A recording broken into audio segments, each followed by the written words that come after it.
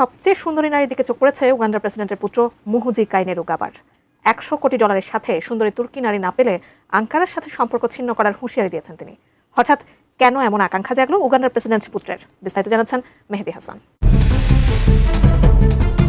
আবারও নিজের বিতর্কিত মন্তব্যের কারণে আলোচনায় উঠে এসেছেন উগান্ডার সেনাপ্রধান এবং প্রেসিডেন্ট পুত্র মুহুজি কাইনেরুগাবা।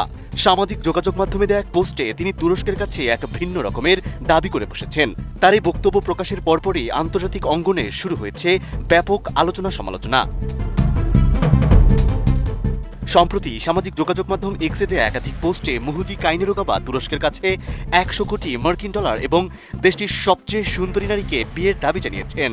একই সঙ্গে তিনি সতর্ক করে বলেছেন, এই দাবি পূরণ না হলে 30 দিনের মধ্যে কাম্পালায় তুর্কি দূতাবাস বন্ধ করে দেওয়া হতে পারে এবং তুরস্কের সঙ্গে সকল কূটনৈতিক সম্পর্ক ছিন্ন করা হতে পারে। ফলে বিষয়টি এখন শুধু বক্তব্যের মধ্যেই সীমাবদ্ধ না থেকে